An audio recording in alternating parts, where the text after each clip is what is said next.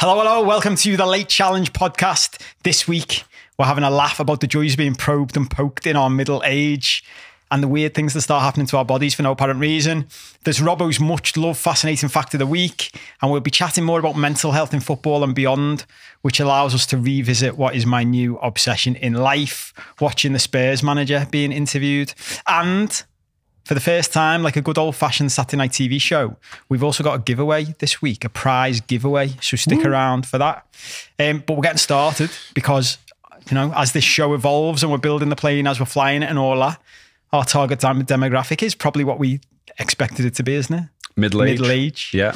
And someone sent in a comment. One of our subscribers from our weekly Patreon show sent in a comment after we'd been having a laugh chatting about aliens and UFOs. And I shared a painting that I'd done when I was 15 that's got a weird link to an alien abduction story. And one of our subscribers, Jim Bobbery, don't think that's his real name, do you think? No. It's a play on Jim Bob, innit? Yeah. Whoever you are, mate, you sent a comment that made me laugh and inspired what I want to talk about.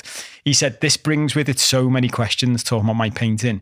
Yet I think having listened to the real Paul Cope for this last 7 months or so, deep down we all suspected there's been an alien abduction and anal probe or two along the way," which made me laugh. But as lots of your comments do, so keep them coming. We do read them and we love them.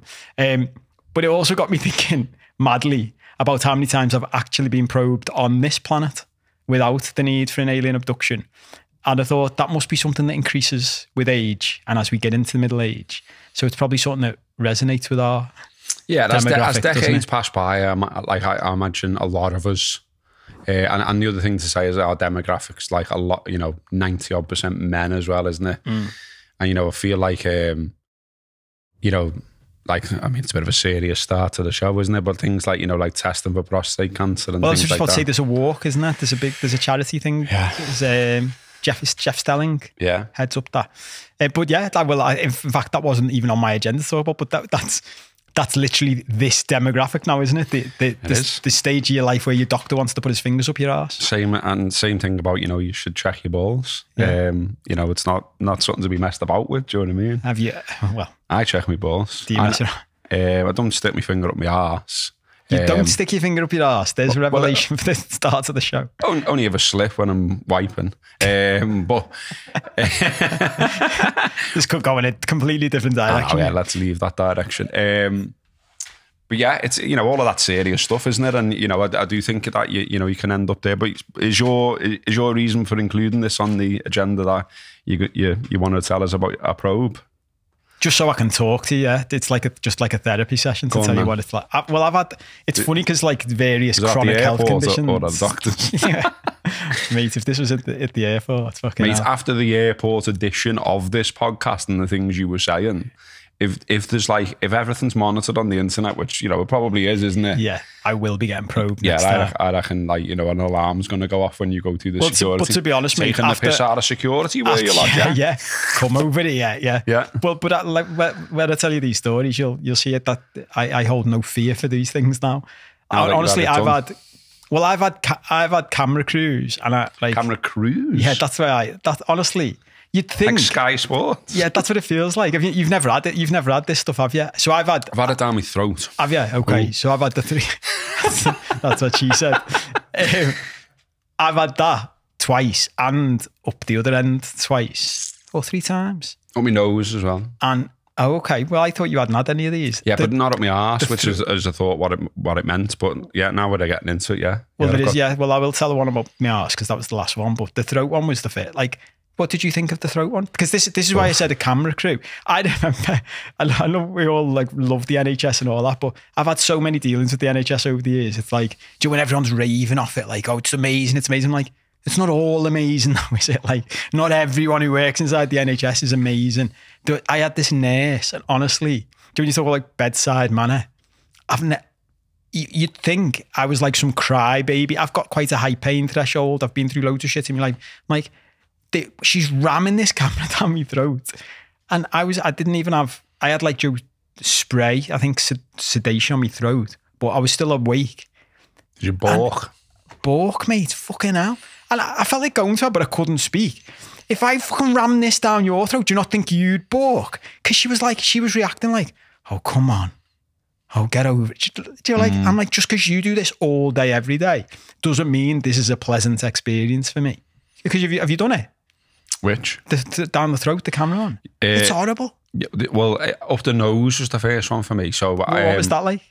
Fucking terrible. I hated it. But I mean, it's only like a wire, isn't it?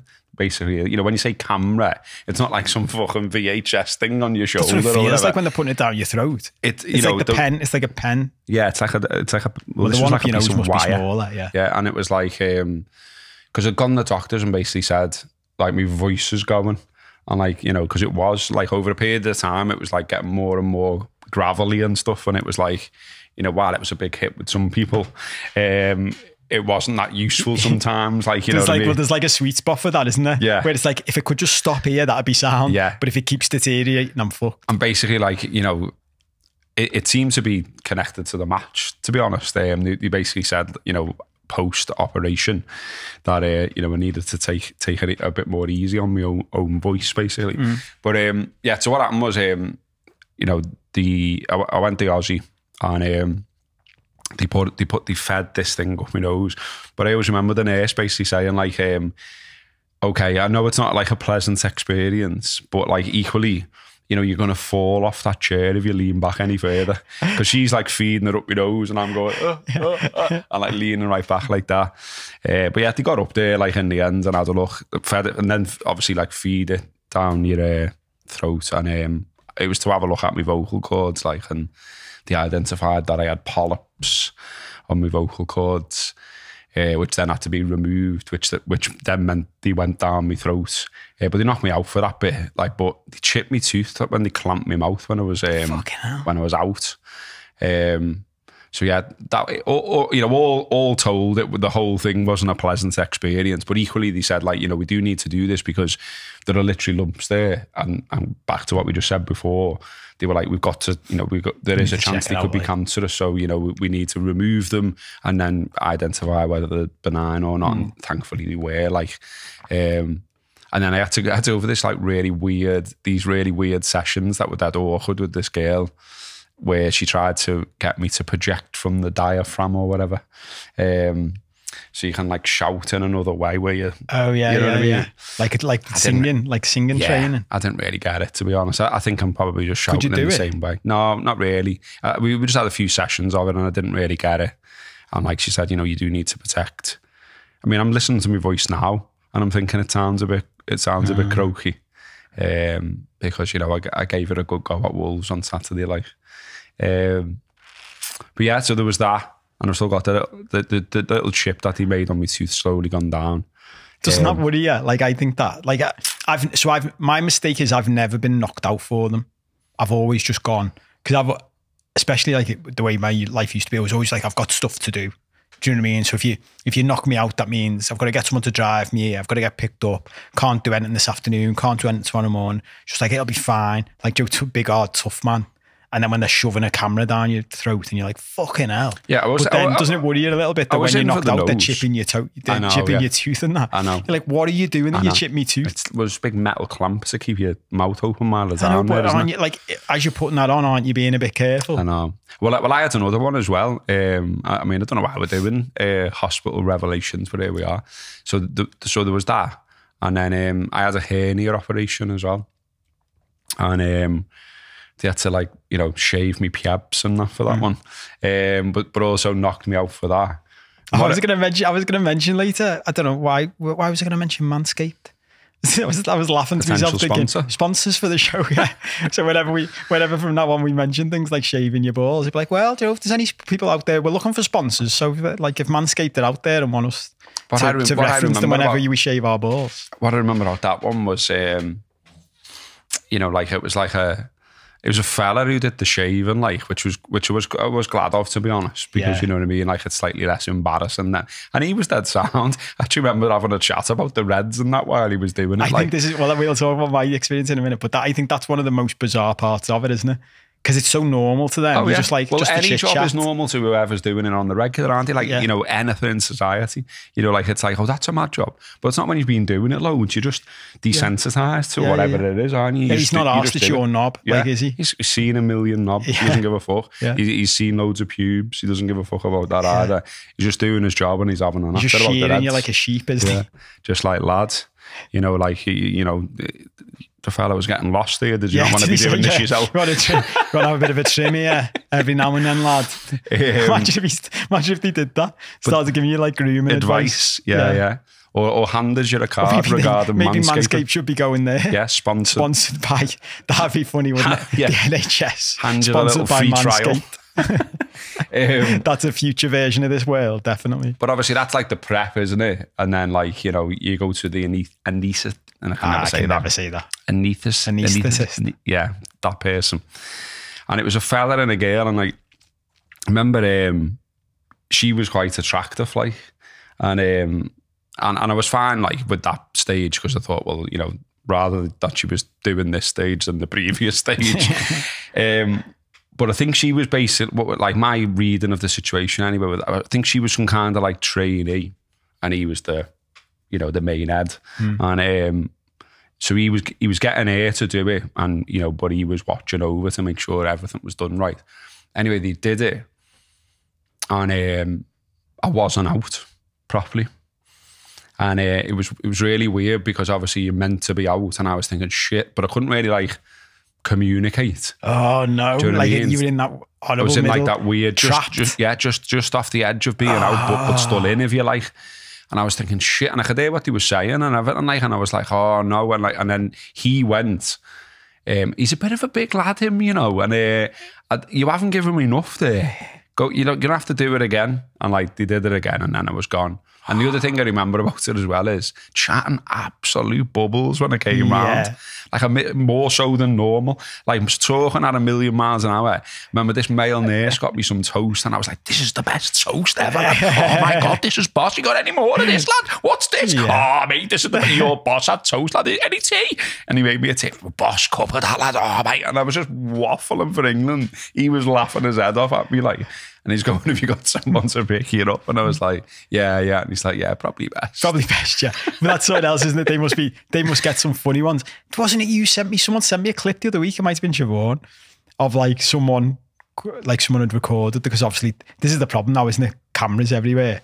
Someone recorded their husband or partner or whatever, like coming round from, or going into anaesthetic, just talking absolute wham. Yeah. Funny, like. But again, they must just be used to that. Must be a regular part of their entertainment, mustn't it? Yeah. So, you know, they're the only sort of proby type situations. My hoop remains unbroken in those terms. Well, it's something for you to look forward to then, because like the one I went, and this is mad because I'd had it done before, and I was like, this doctor about 6 months ago, she was like, we want to send you for another one. And I went, I don't want one. I don't need one. I feel fine. She was like, well, we want to check like on all this old stuff and see if it's all right. And I was like, I don't want one. And it like got to the point where I was like, will it make you feel better if I go for one? And she was like, yes. And my mum was on me back about it and stuff. I was like, all right. So I agreed to it. And then months later when I'm at the hospital, like to get it done, and I'm lying on the bed, I was like, it's mad this. I'm fucking basically doing this to please me mum and please a fucking doctor. I don't know why I'm doing it, but anyway, when you go for these, they might as well have a box. I was thinking to myself about this before. They might as well have a box outside that says "Leave your dignity here" as you go in, because you're going in. There's a room. You've got you have your gown on, like you have a gown on that you. Even when they give it to you, they have to tell you like which way to put it on, because you would assume you put it on like a dressing gown, and they're like, no. You want to put it on the other way round, because we want to be able to get to your arse, basically. Yeah, it leaves your hoop in the wind, doesn't it? Yeah, but you uncovers your front. Yeah. So then you lie on this bed, and it's mad the setup, because they have a nurse in the room whose job it is, because again, I'm not knocked out. They give you gas and air that you can take if you want it. Shit, that. And she, like, her job, and I was laughing with her about it, because I've been through this so much now and all. Like, I wasn't that arsed, so it was funny. But her job is basically to stand next to the bed of someone, getting a camera up their arse and chat to you. Like, just keep you distracted. Yeah. So you're just there chatting about, like, and what are you watching on telly this weekend? And like, have you seen that movie? And we had a lovely chat, to be honest. She was nice. And then you've got like the senior guy who was sound, and then another nurse in there, like fucking cast of thousands. And then there was the fella who was actually doing it, who was clearly a bit like you say, because this is I should say actually, Joe, I'm taking the piss a little bit, but we are very fortunate in this country. We have free healthcare and all that, and that's all fantastic. And at the same time, there are those times when you're like, oh, you're training, aren't you?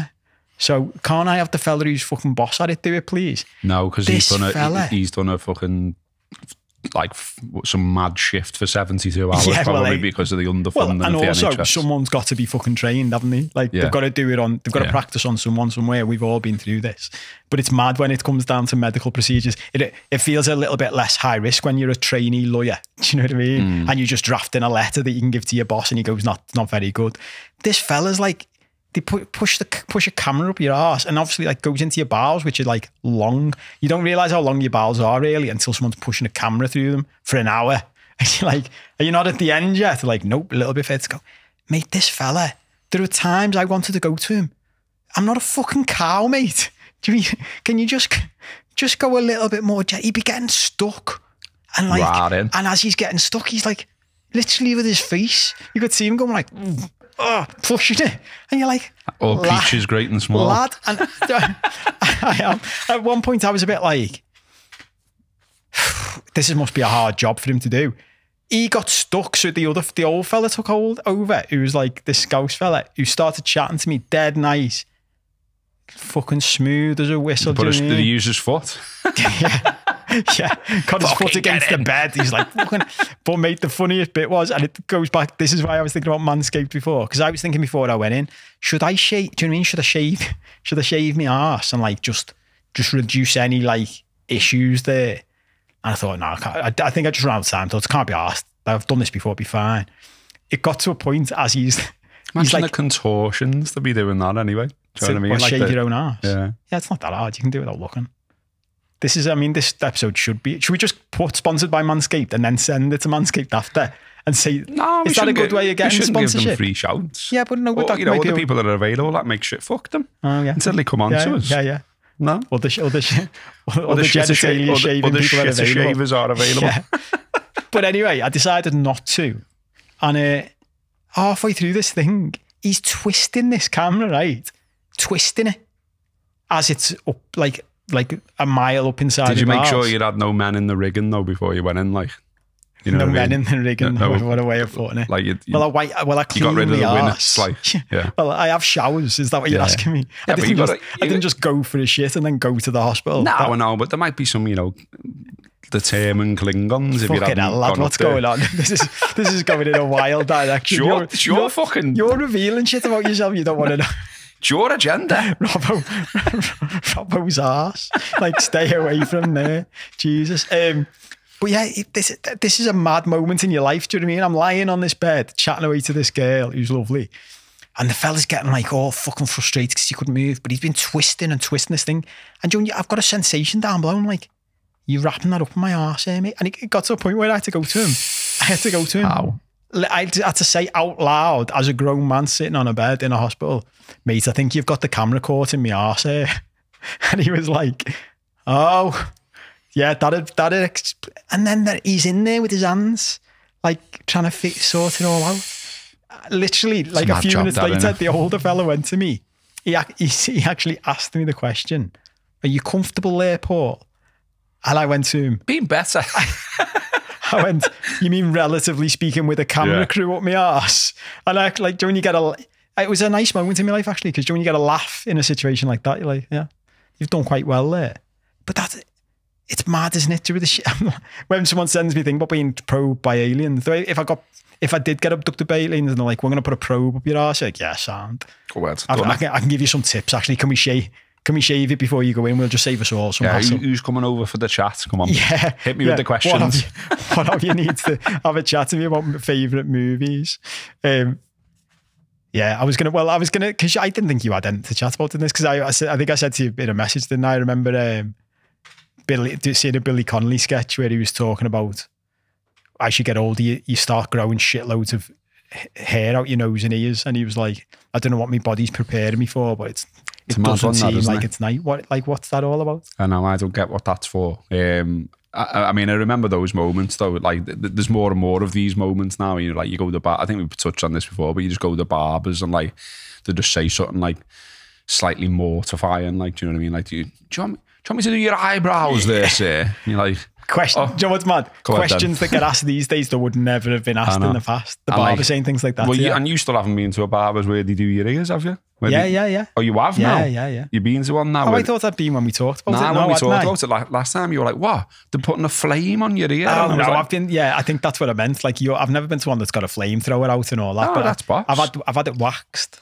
Oh no, the flamethrower one's the one you want. Yeah, that's quality. I quite like the idea. All the idea Turks and the Kurds, them lads, they box that off. So get involved. I mean, if you're wondering what we're talking about and you don't subscribe to our Patreon, that's when we asked for feedback on which is the favourite episode to release. Well, I had an incident, didn't I? People asked, so a few people said that one. You'll have to go and watch that show if you want to know what the incident was. But everyone liked that story. Someone messaged even this week, must be catching up on shows, saying that's my favourite one yet. So go and have a look at that.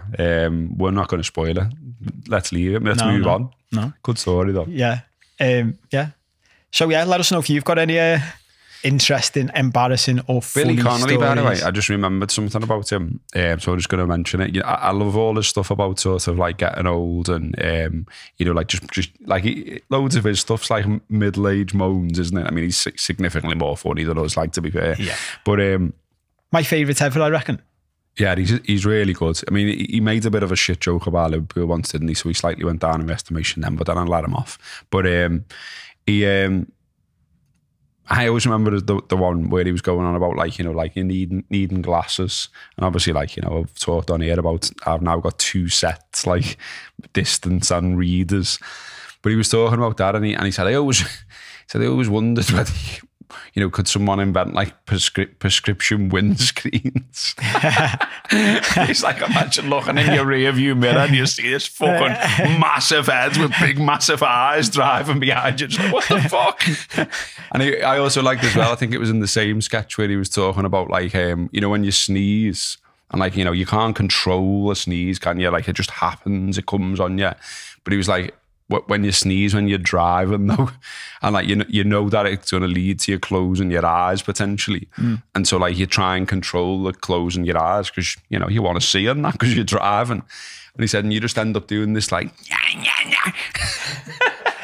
you just do like a bit of a mad face and a mad noise because you're trying to fucking keep your eyes open as you're driving the car. I love that sketch. In fact, you know what? I think I'm going to watch Billy Connolly after this chat.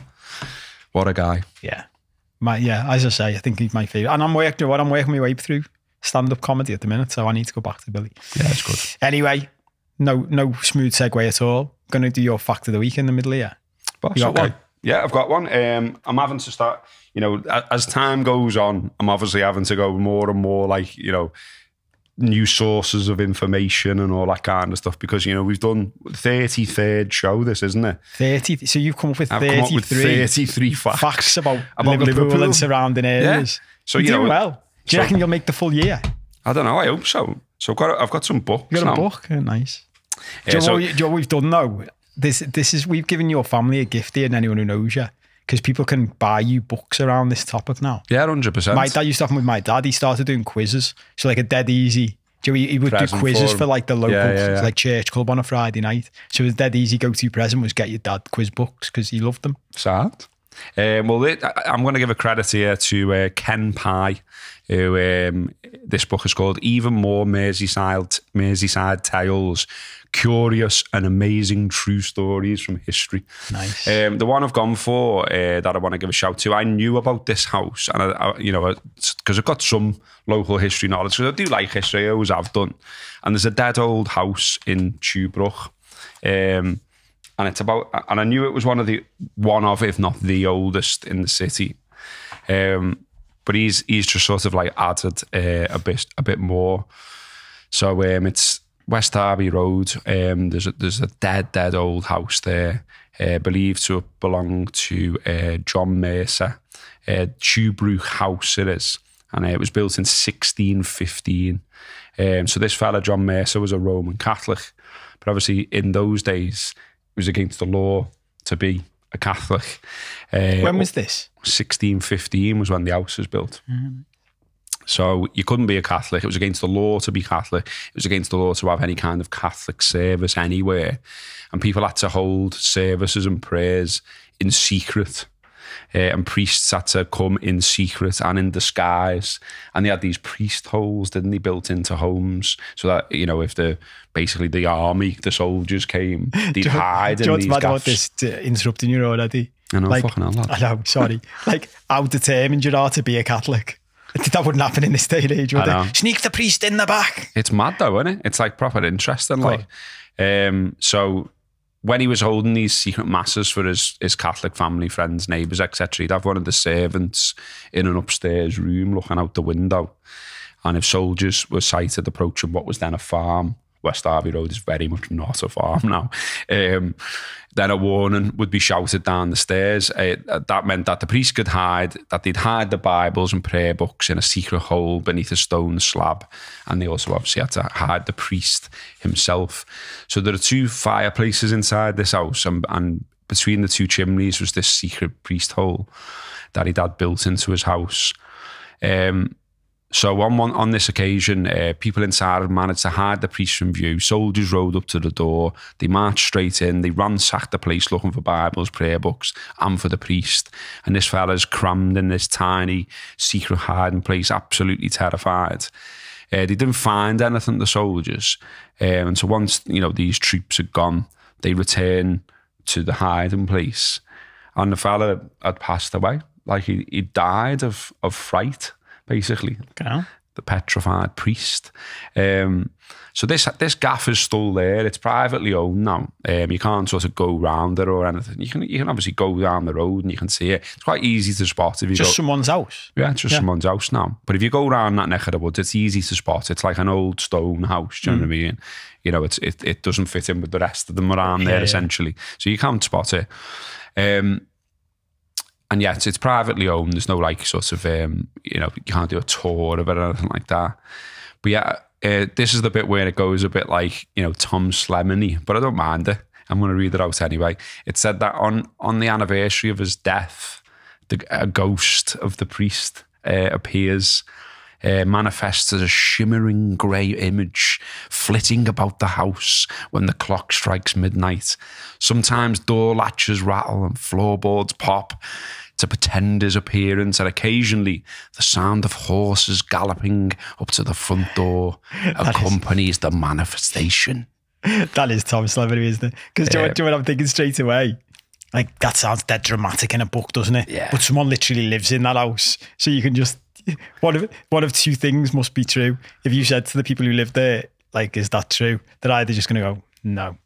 Or, yeah, it happens every fucking year. Yeah, we just go on holiday now. Yeah, we just ignore it. Like, the prick. Yeah. It's a shit. Like the first few times, like, what the fuck's that? And after 10 years, you're like, imagine if you came to sell your house and that did happen every year and you have to disclose it. You're on the property form that you have to fill in. Then we need to know about your house. Yeah, once a year on this date, the ghost of a priest. There's some things like I'm not a huge believer in all that, but equally I'm not like total disbeliever in it either. Do you know what I mean? Like, as I've said before on these shows, like I'm sort of like someone who needs proof, if you know what I mean. You're on, you know, I can already see. I'm a journalist, we were talking about this off air. Oh, did we talk about it on the show last week? I think you're on the slippery slope now. I've seen it. You are. I'm interested. You don't even know you are. I started where you were about... Well, it was during COVID, so I had a lot of time to go down that slope. But I think once your interest has been piqued and you start opening your mind to it and you start going, yeah, but that is a bit mad, that isn't. Yeah. As soon as you start doing that is a bit mad. Someone shows you something and you go, but that is a bit mad. I like to think I'm open-minded over these things. I mean, there is, you know, I don't know any more about that house in particular. I don't know how many times it maybe has changed hands or anything like that. I do know that it's like, you know, unsurprisingly listed and it's, you know, on Historic England site and all that kind of stuff. What I do know though, which is nothing to do with that particular house, it's to do with something else. So Heighton's dead old. And obviously that's where they grew up. Like the council estate's dead old, obviously. But there are dead old bits, you know, and around the village, which is now a bit of a show. But once upon a time was absolutely lovely and it's been destroyed over the years and it's a real shame. But, you know, the church is still there and there's some houses right by the church. And the two conflicting sides of my brain always think, wonder what the crack is there. So one of those houses right by, so if you go up Bluebell Lane, for people who know Whiten, and the church is on your left, these like dead old houses are on your right, opposite the church. The road, you know, quite a busy road there is going right outside your front door. So the practical side of my brain says, the reason that house has been up for sale, because it seems to be up for sale all the time, like over the years, regularly.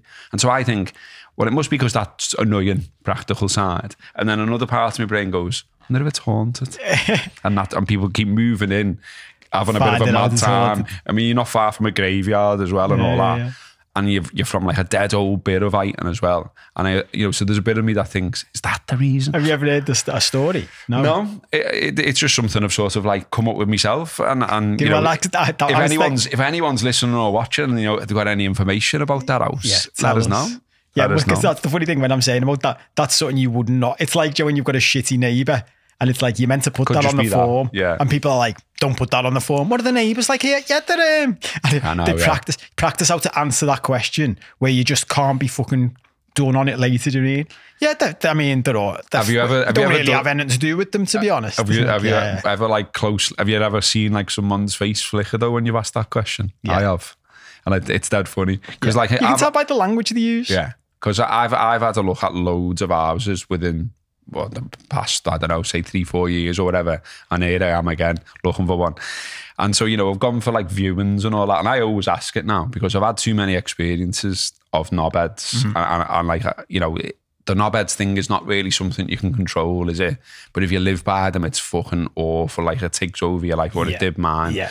And so, like, you know, I'm really big on finding out if there are knobheads there. And I went and looked at one, and the house was absolutely boss, like dead good nick.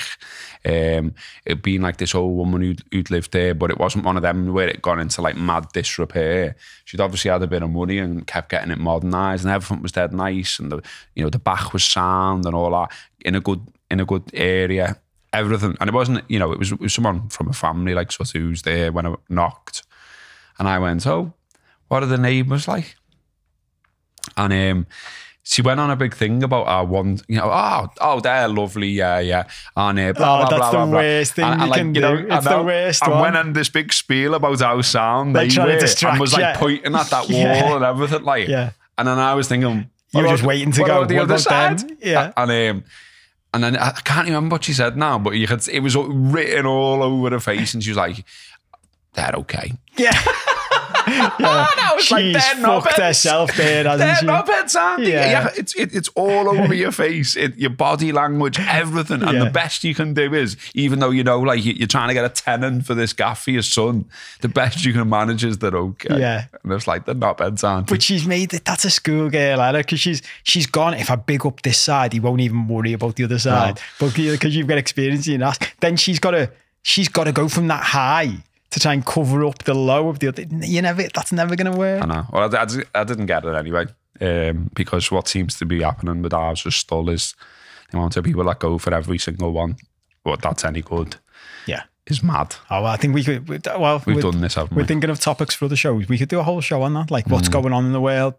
There's all kinds of, well, there is a main conspiracy theory about that, which I actually think loads of conspiracy theories, we've had this conversation before about, it's just a theory. Just drop the word conspiracy, and like loads of it, you can just look at the facts. Like there's literal, evidence that shows what's going on. Like big corporations buying up loads of properties and stuff because then they can dictate the housing market, and you're like, oh yeah, well that fucks everyone, doesn't it? But anyway. We've only got 20 minutes left. That's mad, isn't it? We wanted to have a wider chat about footy, didn't we? Maybe not footy in particular, but there's mental health has come back into the news, hasn't it, this week, because of Richarlison, the Spurs ex-Everton and Brazil player, saying, I don't just saw the bit about him saying he wanted psychological support, but it was only that you sent me an NBC interview and I saw the start of that, and it said what he'd actually, did you see what he actually said when he was away with Brazil? He was crying, wasn't he? Says he's been through a turbulent time off the pitch in the past few months. He was crying, yeah? Crying on the bench, yeah. Oh, was he? Yeah. And he said he was coming back to England after the international break to get some help, get some psychological help. So it's brought it back into the news, and you and I have shared a couple of things, and it was interesting. I thought this, so Robbo sent me a clip of NBC in the States where Lee Dixon and Robbie Mustoe are pundits, and I thought what Lee Dixon had to say was dead interesting to begin with. So the host asked the two of them, what was it like, you know, back in their day? And Dixon was really interesting because he said to begin with, didn't he? Like, it was just, I like Lee Dixon, and he was saying it was just, you know, just wasn't a nice environment, basically, like, Joe, going into, and I remember our mate Steve Warner, Joe, when I was talking to him about all this stuff, and we've spoke to him about what's it actually like, and we've experienced this as lads growing up anyway, but Joe, in that type of environment, it's even worse, isn't it? Joe, it's just brutal, basically, and you've just, there's no room, there was no room for any of that. But the most interesting thing for me was him saying the first time anything ever broke in that side of things was when Tony Adams went to rehab and came back from rehab. And I've never thought of this before, but like, he said he was literally sitting on the bus to games with Tony Adams, and Tony Adams was saying to him, "So how are you?" And Dixon would be like, "I'm sound, yeah." And Tony Adams would be like, "No, how are you? How are you really? Like, how are you really feeling?" Because I'm feeling, and it's mad, like, listening to, you can hear how he's learned that in rehab from therapists and counsellors and that. I'm feeling like, vulnerable. Yeah, I'm feeling sad. I'm feeling vulnerable. I'm a bit scared about today's game. And Dixon said himself, didn't he? Like, everybody's reaction, and I've experienced this, like, Joe, trying to start talking to people about this stuff more. Yeah. Everybody's reaction was a bit like, he's gone a bit fucking mad, hasn't he? Yeah. Like, what's going on there? And that reaction's an interesting one, because we talk now like it's completely changed, but I don't think it has. I was thinking about this after watching that interview and thinking, I think it's going to take a whole generation. It's going to take us being lads like me and you have been, done some of this stuff, like becoming the granddads, and then our kids being the next step of it, and maybe even their kids, until men especially can talk openly about this stuff without it being, all right, fucking hell, do you know what I mean? I don't know where that you're feeling sad. It's definitely getting better, isn't it? But I think some of that what Dixon talked about, you know, is probably still there. You know, I don't believe that in every football club in every part of the country at every level there isn't still that sort of man-upness culture going on. Well, I think that fundamentally is the culture still. Yeah. But it is. But what I mean, I think what I'm trying to say is that is just generally the culture still. Yeah. I think we're only breaking the surface of it. I don't know if you can get it up there. I don't know what it's on my phone now. I sent you a thing. I don't know if you've seen it because you've shite on WhatsApp. I did see it before, but I was in a meeting before we started this, so I didn't have time to reply. But I read it and thought, I don't want to give him even like the time of day. No. Do you know what I mean? I mean, a lot of people will have seen it because it sort of went like semi-viral on Twitter, and it's just a knobhead saying mental health doesn't exist, lads, and all this, and you know, you just crack on and all this kind of stuff. And it's kind of like, one of my favourite line in that tweet was, it didn't exist in the 80s and 90s. And you're like, no, people were just ignorant, mate. Mad that, mate. It's a mad theory that. Yeah. So depression didn't exist. Well, I tell you what, my granddad came back from Dunkirk, right? He fought in World War II. He had serious mental health problems because he'd been watching his mates getting fucking blown up. Do you know what I mean? Don't tell me it doesn't exist when that's what people went through. Jesus Christ. Absolutely wild, isn't it? But my thing is with people like him, just don't give them the time of day. Do you know what I mean? Don't give that view any air, because I've said this. We had a big chat on it weeks ago, didn't we? And people liked it. It still baffles me that people can have that view. Like, I can't believe we still talk about mental health separate to physical health. It's just health. It's just your body. It's just your mind. Like, it's all part of the same thing. Do you know what I mean? Of course. I mean, and that's kind of what Postecoglou said, wasn't it? That, you know, he was like, you know, the idea that, you know, because I'm sure, I mean, you could almost, the stuff he said about it was almost like he was answering views that he knows are out there. You know, like, oh, so footballers have got loads of money and a bit of a privileged lifestyle. Sound, but like, they're still in a pressured environment. There's still stuff that can be going on with the family. There could be health issues both for, you know, them and their family, you know, and all of these things go on behind closed doors that you can't possibly know about, and you shouldn't know about, let's be honest. And all of those things can impact mental health. So the idea that just because you're getting like a phone number wage every week, that fixes everything, it doesn't, does it? No, well, me and you have talked about this loads over the years, haven't we? And talked to psychologists and stuff like that, because we've always had an interest in it. And I've always banged on about, like, footballers being humans and that being somehow forgotten. And it's an interesting topic that comes up a lot for me in life. Like we've talked about it, Joe, when people judging me for what I do for a living and charging for it and stuff. Like I always, loads of topics I go to people, like, where's the line then? Because it's like, oh no, because it's like, well, once you're rich, you shouldn't have any mental health problems or any problems, or you shouldn't complain. Like, okay, well, where's the line? What does rich mean? Because everyone in this country pretty much is rich compared to people who live in the third world. Yeah. So should we not have any issues with anything? But that is a segue into us talking about our favourite new man, Ange Postecoglou. And I wanted to read out, because I watched that little clip back again, and someone asked him about it, and I wanted to read out what he said in case anyone missed it, because the whole thing's, I think it's just dead interesting and worth chatting about. And like I'm going to bang on about him all season because I just fucking love him. I am starting a campaign. I know he's 58, but I think he could still be our next manager. He's a potentially. He's a red. He's boss. I've seen a boss tweet about this. Sorry to interrupt. A lad that I like on Twitter, and I know people who've met him actually and said, you two would get on, you know. But anyway, that's by the by. But anyway, Sean, his name is, and he threw a tweet up the other day, which I liked, because it was obviously sort of like, it was off the back of, you know, Klopp's had a pop at James Pearce about his question about 12:30 kickoffs or whatever. Yeah, I was going to say we could do half a show on Klopp doesn't like James Pearce, couldn't we? Well, we could do a show on why I think he did that as well. But you know, that we're going off topic. But Sean's tweet basically said, like, fair play to Postecoglou, sort of, or I'm paraphrasing here, but fair play to Postecoglou, everyone loves him at the moment, but can't wait for the moment when, you know, he says something about someone else's team or a player or something, and everyone turns on him like they always do. They always do, you know what I mean? Because he is having this period, isn't he, at the moment, where pretty much everyone's saying he's sound, and even like, you know, at the weekend, you know, they get this unbelievable amount of injury time, which, you know, will have been based on the new rulings and all the rest of it. They get like a turnaround win. Richarlison scores the goal and sets up the winner. So, you know, you've got that. And then he's boss again in his interviews, and he's calling everyone mate. And, you know, he's walking on water at the minute, isn't he? You know what I mean? I mean, the only sort of blot on the copybook was the League Cup result, like.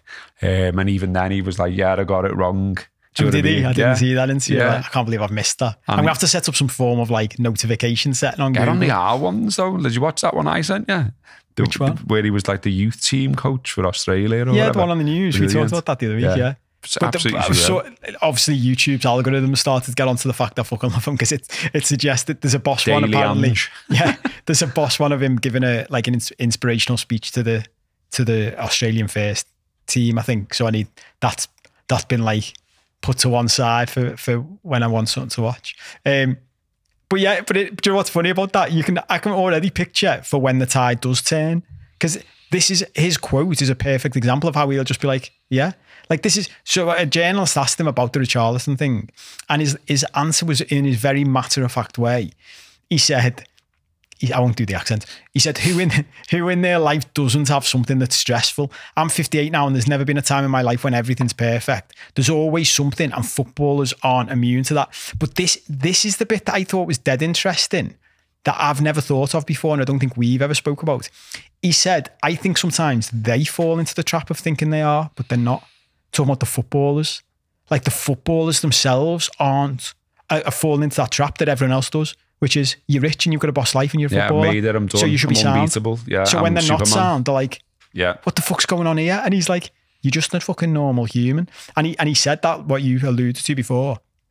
Just because you've got money or you're really good at something, life will always find a way to keep a balance, in that there'll be stuff in there that's going to be stressful and going to be upsetting, and you've got to deal with it. And then someone asked him another question, and he said, do you think, there's enough done about him, blah, blah. And he said something interesting. He said, like, along the lines of, no, we're all aware of it, but I think we choose to ignore it. And he's talking about Richarlison. He's a footballer, he's got money. What has he got to complain about? That's the attitude. But of course he does. But then he ends again by saying, but the footballer also has to understand that perfection doesn't exist in life. Plenty of people who we would assume to have all the advantages in life are fairly unhappy. And I think I don't think we ever talked about that like the footballer themselves, I've got an issue. in that they're thinking everything should be perfect, and it's just not. Well, yeah, but you know, there must be plenty of them where, you know, it's a problem, isn't it, about like society and what's perceived to be like success and all that, and what's perceived to be the things that make you happy. So like, in theory, if you listen to like, you know, the marketing messages or whatever, that you've had stuffed down your throat since birth, if you've got a boss car and a boss house and a good looking woman on your arm, then you're done and you're happy and that's it. And you should, you know, you should be celebrating every single day because, you know, you've completed life, sort of thing. And yet there are a lot of people, loads of people in that situation who still aren't happy or experience unhappiness.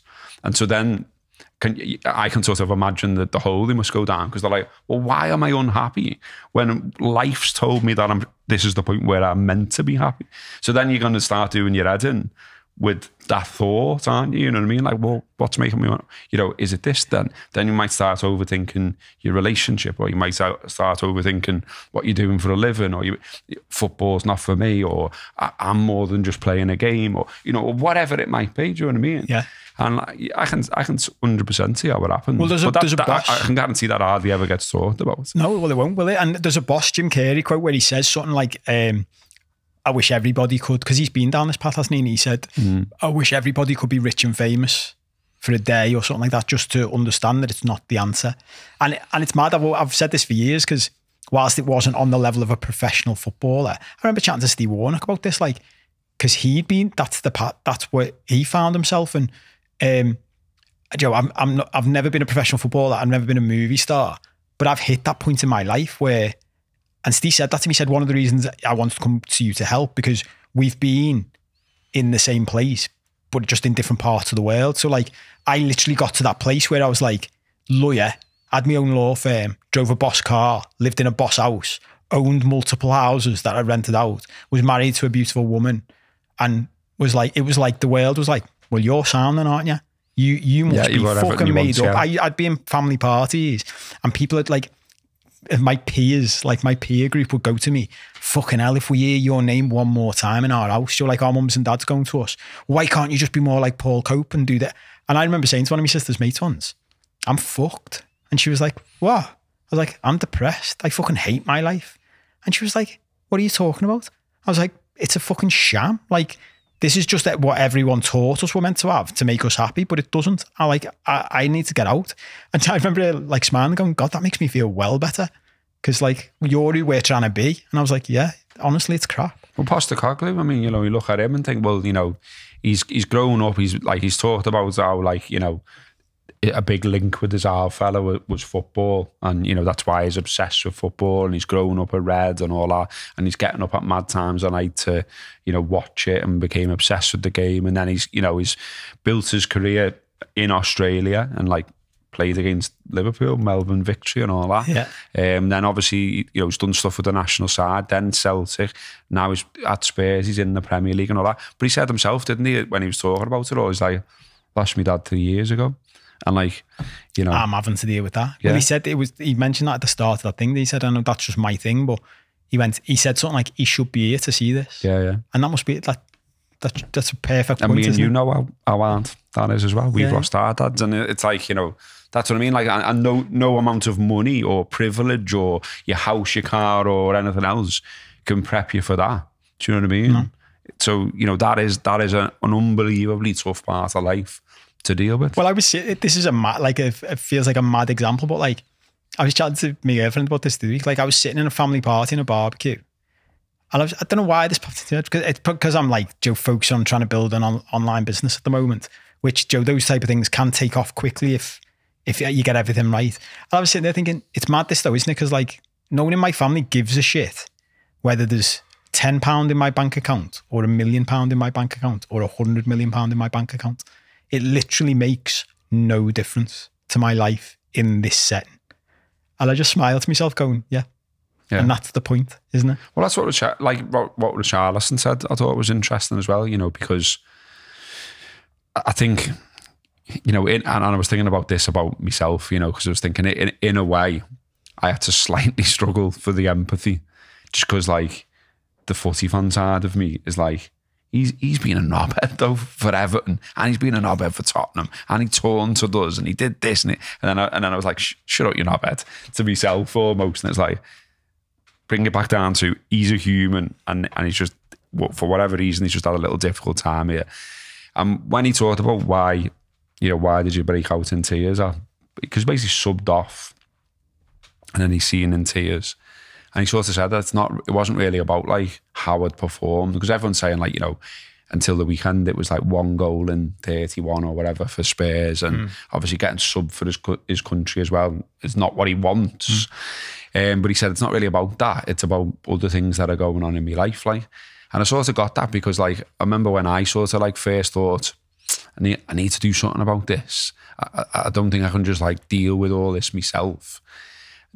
One of the tipping points for me was like, I remember him. It sounds really fucking daft, like, but I went to see one of the Paddington films with my kids, and I'm just watching this film in the pictures, and I just started crying in the pictures, and like it just came from nowhere, and I was like, why have I just started crying in the pictures? And I think they sort of like covered it up pretty much with them. Although I think they just sort of got upset by something in the film or whatever. You know what I mean? But I remember that I then went and spoke to someone and just said like, these various things have happened in my life. It's been tough to deal with, and that happened in the pictures. And they were like, yeah, it will do. And I went, what do you mean? Yeah, it will do. And it's like, because you're a human. Loads of things have happened to them, and you're pushing them aside, and you're not dealing with them. You're not talking about them. You're trying to do the strong thing, and sometimes your body will just go, nah, need to let something out here, and that's what happened there. Yeah. And I was like, okay, yeah, I get it. Yeah, I talk about it in my because I still do, but I used to love magic and learn how to do magic, and in my coaching in my book and stuff, I always talk about life's like a magic trick, because like when people are trying to figure out magic tricks, they always stare at the magician's hands like, go show me it again. But you don't realise the trick was done ages ago. The trick's already gone. What you're watching now is just a performance. And I always say that about life. Like we see something go on in life and we go, right, I need to figure out what's going on there, and you're like, no, you're looking in the wrong place. That's not where the problem was. That's just where it came out. Yeah. Like you need to get underneath it and figure out what it is. And it's interesting. I think the big thing about people like Richarlison talking about stuff like this, and I know we see it more and more now, is it does get more people talking about it and saying, oh, well, if it's all right for them to talk about, it's all right for us to talk about. Well, yeah, I think, we mentioned before about the more like sort of, toxic side of culture, and not just in footy, just in general. I mean, you go to the match, like, and listen to some of the stuff you hear from around you about essentially like, a 20-year-old lad or whatever. Yeah. You know what I mean? I think people forget this. And it's like he's a kid. And like sometimes you feel like just, you feel like saying like, are you having a laugh? Like why are you absolutely getting stuck into and like screaming at a 20-year-old lad because he's made a mistake on a football pitch? This is the important thing, I think. The same thing I've just said applies to that person as well. I think I've mentioned in the past, Joe, like there was a fella who used to sit behind me and he just fucking screaming his head off at Jordan Henderson, like misplaced pass. And I remember going, that's nothing to do with that pass. No, it's something else going on. Something in your life. And this is like, this is the tap that you're letting this out. And you just so happen to be, I mean, you're picking a slightly vulnerable person to be letting this out on because it's a 20-year-old kid, but you're not in the headspace. Yeah, I have often thought that like, if you were in the street, it's a bit like social media abuse, isn't it? If you're in the street, you wouldn't scream at a 20-year-old like that. No. But you think it's all right because you're here and he's rich and he's a footballer. It's not even just footy, that is it? It's about, like I'm sure you've got mates similar. Like I've got loads of mates that, didn't do the type of stuff I did, didn't go to uni, didn't do A-levels, didn't go into some kind of like, desk job or whatever. They were on the tools and they learned to trade and all that kind of stuff. And like, over the years, he told me all these stories of like how they were treated and things that went on and all that. And you're like, yeah, it's bullying that, lad. Yeah. Do you know what I mean? Yeah. Like, oh yeah, but that's just what happens when you're an apprentice. Nah, it's therefore bullying, that, And like, what's the effect on mental health? And like, it's funny because like you get people that are so stuck in their ways. And you can see it in the comments on our shows sometimes and things like that.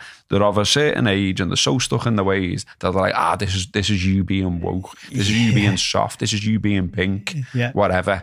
Do you know what I mean? Yeah. And it's like, nah, I'm made up that by and large, the reaction to Richarlison's been pretty good, hasn't it? Do you know what I mean? Well, so like it's good. Like, can you imagine even in our lifetime, like say 30 years ago when we were someone we were watching play football then came out and said what he'd said, or was seen crying on the bench or whatever, and said, "I'm going to go and see a psychologist now." That was literally Lee Dixon's generation, wasn't it? 30 years ago. And the mad thing about that is, like, even back then, Joe, a footballer... He literally said that they thought Adams was weird, didn't he? Yeah.